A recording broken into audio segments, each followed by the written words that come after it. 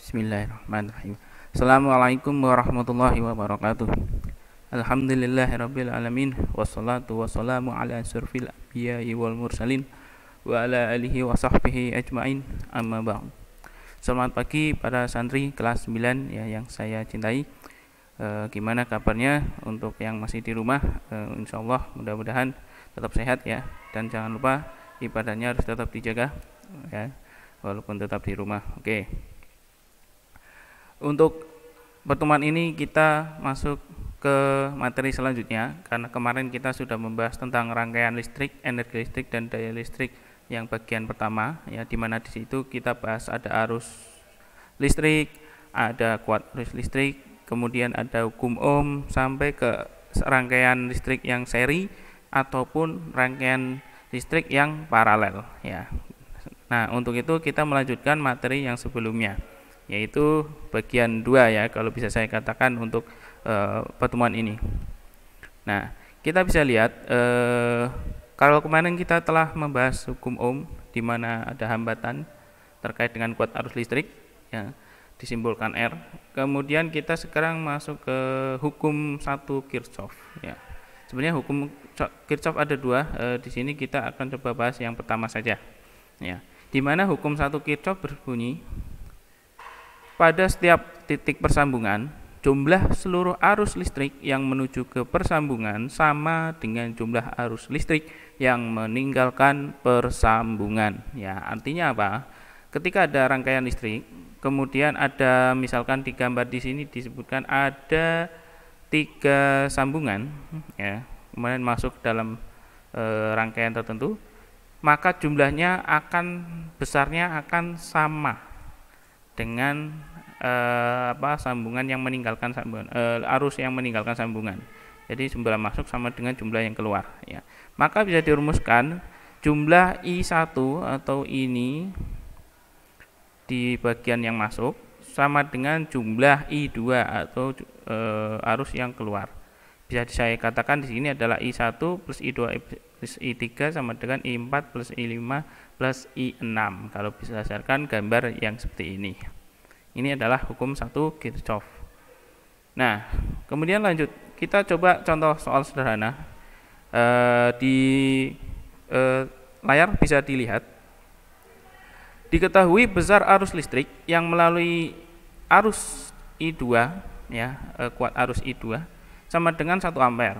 Kemudian I1 sama dengan 3 ampere dan I4 sama dengan 0,5 ampere. Ini I1,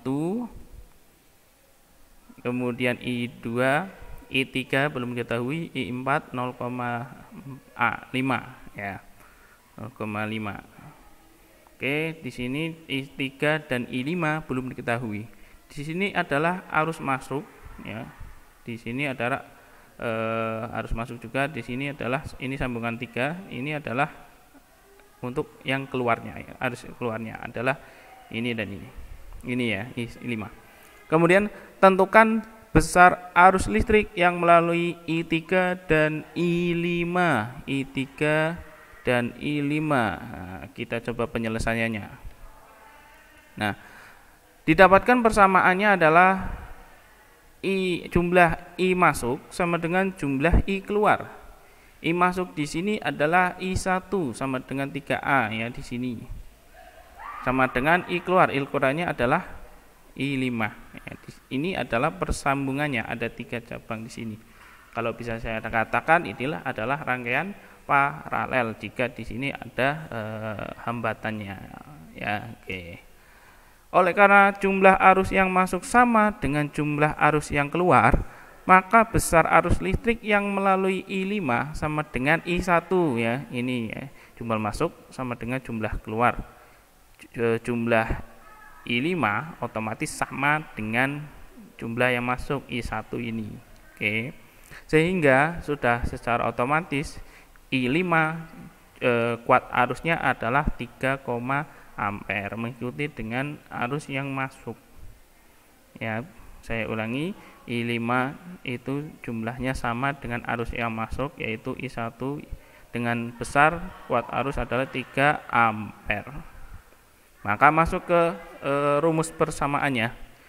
Jumlah I masuk sama dengan jumlah I keluar, maka I1 sama dengan I5.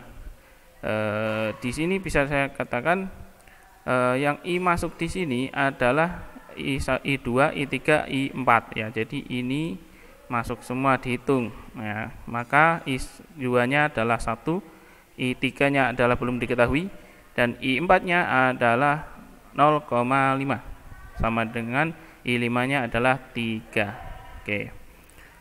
Maka sama dengan I3 sama dengan 3 kurangi 0,5. Maka I3-nya sama dengan 1,5 ampere ya. Ini untuk mengetahui kuat arus di I3.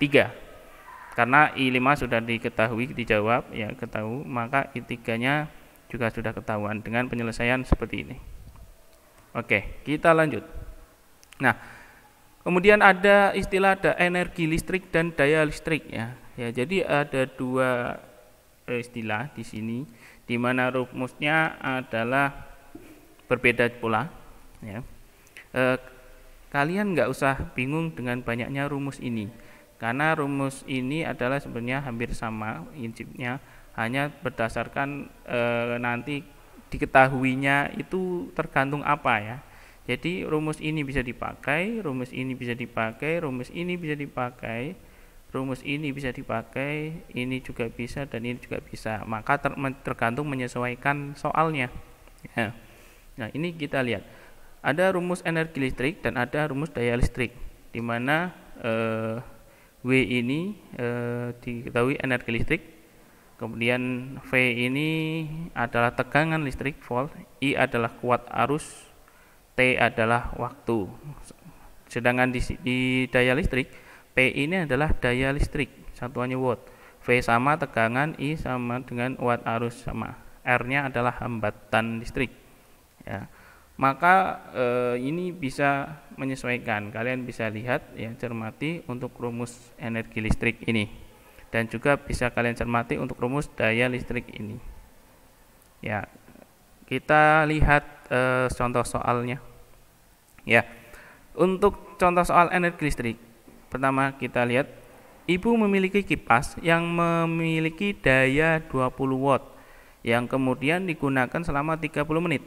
Nah, energi yang dihasilkan kipas tersebut adalah, nah di sini yang diketahui, kalian bisa cermati, ada daya, simbolnya P, ada waktu, masih dalam menit ya. Harus nanti konversi ke bentuk detik ya. Maka di sini adalah T kecil ya, T kecil. Diketahui P atau daya dan diketahui juga waktu atau T kecil. Maka rumus yang bisa dipakai adalah, nah pembahasannya seperti ini. P ya diketahui 20 watt, T adalah 30 menit. Kalau kita konversi ke detik itu dihasilkan 1800 detik ya. Ya, oke. Jadi 30 kali 60 ya, 60 dalam 1 menit itu ada 60, 1 menit 60 detik. Kalau 30 menit ada berapa detik? Maka tinggal dikalikan 60 kali 30. Oke. Maka dihasilkan 1800 detik. Nah, untuk menentukan energi yang disalurkan kipas dengan diketahuinya hanya P dan T, maka rumus yang digunakan adalah sederhana, W sama dengan P kali T. Oke, W sama dengan P kali T. Tinggal dimasukkan 20 watt, kemudian dikali 1800, maka diketahui 36.000 joule. Kalian bisa hitung mandiri ya.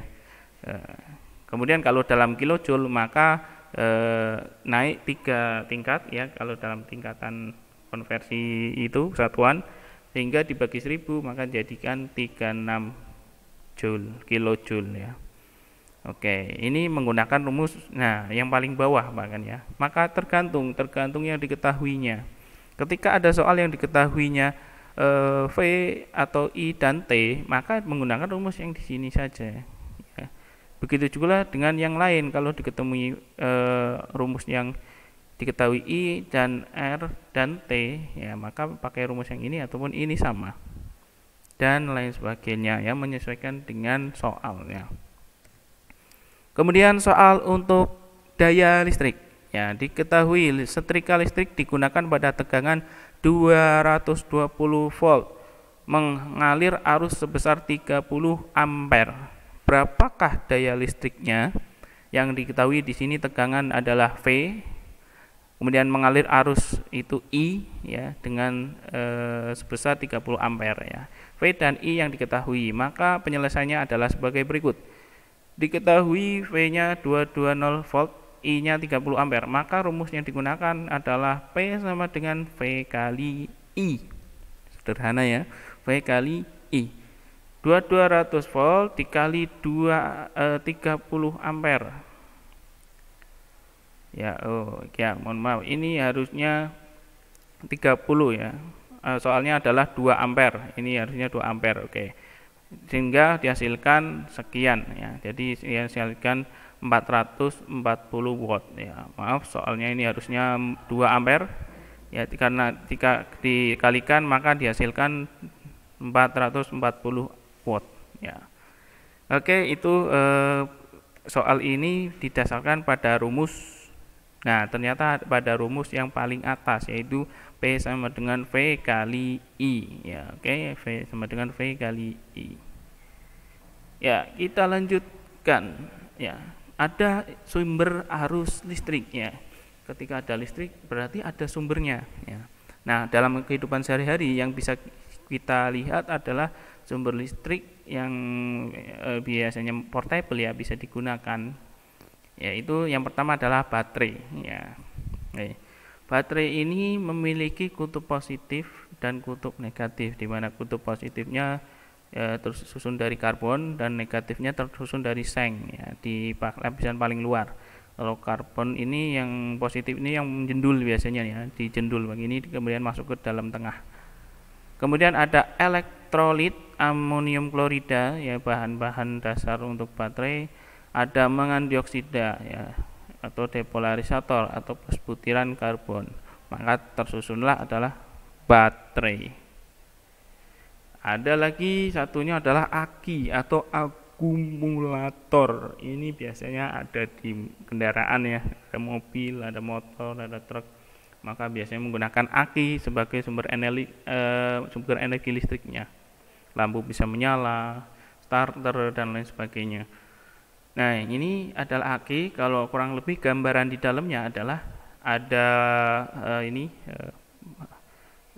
bagian yang positif ya, kutub positif, dan bagian kutub negatif.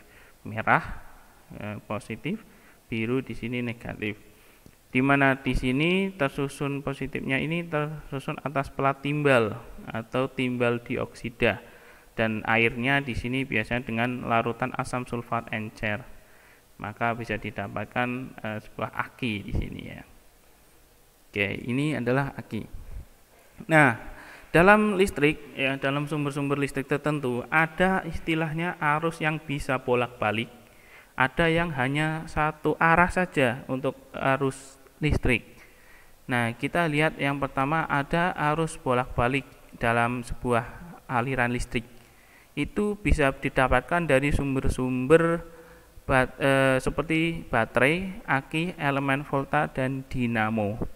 Ya, jadi AC ini alternating current adalah arus bolak-balik. Nah, ini gambarannya ada di di tayangan, bahwa di sini arusnya bisa bolak-balik nih ya. Arah panahnya kalian bisa perhatikan, bisa menuju ke kiri, muter, atau bisa menuju ke kanan ya, bisa menuju ke kiri ya, kemudian bisa juga menuju ke kanan, maka bisa dikatakan arus ini bisa bolak-balik. Oke, kemudian arus searah ya, ini arus searah itu, nah ini dia. Arus searah itu direct current DC, itu searah ya, bisa dikatakan dia hanya searah saja ini ya. Tuh kan, bisa searah saja, tidak bolak-balik, maka ada arus listrik yang searah. Oke. Di sini ya ada kesalahan, mohon maaf. Jadi saya ulangi, untuk jenis sumber arus listrik yang itu sifatnya direct ya, jadi langsung atau searah saja DC, Itu contohnya ini ya, ada elemen volta, elemen kering atau baterai, akumulator, ACCU, dan solar cell atau dinamo DC.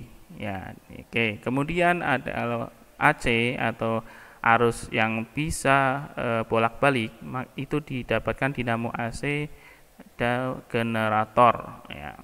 Nah, di sini ada perubahan energi nih, jadi ini kimia listrik, ada solar cell jadi kalor listrik, kemudian dinamo DC ada gerak menuju listrik, dinamo AC juga gerak menuju listrik, dan generator gerak menuju listrik. Ya, ini yang benar ya. Oke. Kemudian kalau ini untuk ini bisa saya perbaiki saja ya, saya hapus saja supaya tidak membingungkan. Ya, oke, ini adalah terkait arus bolak-balik atau AC. Kemudian ada arus searah atau DC, ya. Oke. Nah, kita lanjut. Kemudian sumber energi listrik alternatif ya. Selama ini kita yang tahu adalah pakai baterai sumber energi listriknya, kemudian ada baterai aki. Ya, kalau untuk kendaraan biasanya pakai bahan bakar minyak, yang tentunya bahan bakar minyak ini, minyak bumi ini lama-lama juga akan habis karena tidak bisa diperbarui ya. Maka sebenarnya kita itu butuh alternatif, sehingga sewaktu-waktu bahan utamanya kok sudah tidak ada, langka, kita sudah punya alternatif lain untuk menghasilkan energi-energi. Salah satunya adalah energi listrik. Nah, di sini ada beberapa alternatif yang bisa didapatkan energi listrik yang sepertinya sudah ada juga ya di Indonesia atau bahkan di dunia, yang di negara-negara maju pasti sudah ada. Nah, yang pertama adalah pembangkit listrik tenaga surya. Nah, ini harusnya sudah tidak asing, terutama di jalan-jalan ya, di jalan tol biasanya kadang ada panel surya itu untuk menyalakan lampu ya, atau di tempat lain lah ya, insya Allah ada. Nah, sumber energi matahari ini itu bisa diserap dari dua cara untuk panel surya, dari energi panasnya yang nanti akan diserap oleh sebuah alat dengan penguapan atau apa itu, kemudian energi cahaya nanti bisa diserap dan bisa langsung dikonversi menjadi energi listrik, di mana alatnya ini disebut panel surya ya. Nah, panel surya ini kemudian bisa disambungkan ke tujuannya, misalkan untuk rumah ya, jadi nanti bisa sebagai sumber penerangan listrik ya untuk keperluan alat elektronik di rumah. Kemudian bisa disambungkan, salurkan di jalan raya atau di lampu jalan, itu nanti bisa untuk penerangan lampu di jalan ya. Kemudian bisa disalurkan ke perkantoran sebagai alat-alat elektronik yang digunakan di kantor. Nah, ini adalah pembangkit listrik tenaga surya. Selanjutnya ada pembangkit listrik tenaga panas bumi ya. Ternyata panas bumi pun bisa digunakan untuk menghasilkan listrik ya. Dengan cara di sini memanfaatkan energi panas bumi yang ada di dalam bumi tentunya, yang diperoleh dengan cara membuat lubang di permukaan bumi dengan kedalaman tertentu ya. Jadi ini gambarannya ada sebuah pabrik pembangkit listrik misalkan. Di sini di tempat-tempat tertentu ada lubang yang ditanam dibor ke dalam bumi yang punya panas ya. Dan di situ ini sudah ada sistemnya atau alat-alatnya yang bisa mengkonversi menjadi listrik. Oke, itu. Kemudian pembangkit listrik tenaga angin ya, mengubah energi mekanisnya. Mekanismenya ini adalah mengubah energi mekanis atau gerak ya dari kipasnya itu, dari angin, kemudian menjadi energi putar di dinamonya atau turbinnya ini ada di alatnya. Kemudian pada kincir ya tentunya. Kemudian lalu putaran kincir ini digunakan untuk memutar generator. Ada generatornya di kincir ini, bisa di ya bisa di atas mungkin di bawah ya. Saya belum tahu. Dan yang akhirnya nanti akan menghasilkan listrik ya. Jadi dari putaran angin kemudian menuju ke generator. Generator ini akan menghasilkan aliran listrik. Nah, ini ada gambar Bapak Presiden kita ya, di mana ternyata di Indonesia sudah ada nih. Ini ya, Bapak Presiden Joko Widodo meresmikan pembangkit listrik tenaga Bayu ya, PLTB di Kabupaten Sidenreng Rapang Sidrap atau Provinsi Sulawesi Selatan. Ya, ternyata di Indonesia sudah ada ya. Nah, jadi tidak hanya di Belanda saja ya yang terkenal dengan negeri kincir angin. Karena di Indonesia juga sudah ada untuk pembangkit listrik tenaga angin. Gitu. Kemudian lanjut ke pembangkit listrik tenaga air. Ya, di sini bisa dilihat ada air terjun khususnya ini. Di mana ini mekanismenya adalah bisa mengubah energi potensial dari dam atau air terjunnya yang menjadi energi mekanik ya, dengan bantuan turbin air ya, ada pergerakan. Kemudian dari energi mekanik ini nanti dikonversi menjadi energi listrik dengan bantuan generator ya, sama ya, jadi punya generator nih di daerah air terjunnya gitu. Nanti dari si generator akan dialihkan menuju listrik. Di sini ada untuk menghasilkan listriknya itu tadi. Kemudian ada pembangkit listrik tenaga pasang surut ya. Ini biasanya ada di laut, tepi laut ya, enggak terlalu laut yang bukan di tengah-tengah atau yang sudah dalam, yang bisa dilihat ada pasang surutnya nanti. Nah, di sini mekanismenya hampir sama dengan yang kipas ya, yaitu menggunakan turbin ya atau generator lah ya. Jadi generator arus pasang surut ini menggunakan energi kinetik dari air laut yang naik turun itu ya, pasang surut, untuk menggerakkan turbin. Nah, seperti halnya ini turbin angin yang digerakkan oleh angin ya. Oke. Ya, jadi itu pembangkit tenaga listrik alternatif, ada dari matahari ya, ada dari angin, ada dari air, dan ada dari pasang surut ya. Kemudian ada beberapa langkah penghematan energi listrik nih ya. Jadi kita yang masih suka boros harus berubah nih ya, polanya hidupnya harus mulai berhemat, terkhusus untuk energi listrik ya. Ada beberapa cara ya, banyak yang ini yang bisa bisa dilihat dari tips mudah hemat listrik ya dari Kementerian Energi dan Sumber Daya Mineral Republik Indonesia. Memberikan tips nih. Yang pertama, kalau dalam skala rumah yang kita ada di skala rumah, yaitu ada fokus ke benda-benda elektronik ya. Ada kulkas misalkan ya. Yang pertama, pastikan kulkas itu selalu tertutup rapat, karena kalau membuka itu akan menyerap daya energi listrik yang lebih besar ya. Kemudian jangan terlalu sering buka pintu kulkas ya, otomatis ya, karena akan menyerap energi itu tadi. Dan kondensor itu harus dibersihkan. Kemudian ada AC, matikan bila tidak digunakan, maka atur suhunya tidak terlalu dingin atau sesuai secukupnya lah, sesuai kebutuhan, karena semakin dingin akan semakin menguras daya listrik. Itu gunakan timer atau hal-hal lain yang bisa sifatnya menghemat. Ada 3, yaitu lampu. Nah, lampu ini harusnya kalau memang sudah tidak digunakan maka dimatikan. Kemudian kalau bisa upayakan pakai lampu yang hemat energi seperti lampu LED ya, seperti itu, bukan lampu yang pijar. Yang itu. Kemudian ada mesin cuci ya, digunakan tentunya ya, digunakan seperlunya ya. Pakai mesin cuci itu yang sesuai kapasitas, airnya ya sesuai petunjuk yang ada di petunjuk penggunaan mesin cuci lah ini ya. Jadi itu. Kemudian komputer ya sama pada prinsipnya, kalau tidak digunakan ya udah dimatikan, diistirahatkan atau di sleep ya komputer itu. Kemudian resolusi yang digunakan komputer ya yang paling rendah aja, yang enggak terlalu cerah ya, brightness-nya itu yang sedang-sedang aja, nggak usah terlalu cerah ya, nanti malah merusak mata juga ya. Kemudian gunakan wallpaper yang umumnya hitam ya, jadi lebih enggak terlalu silau ya, adem ya gitu. Oke.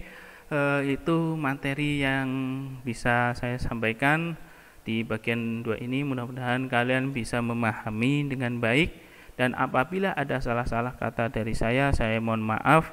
Wabillahi taufiq wal hidayah. Wassalamualaikum warahmatullahi wabarakatuh.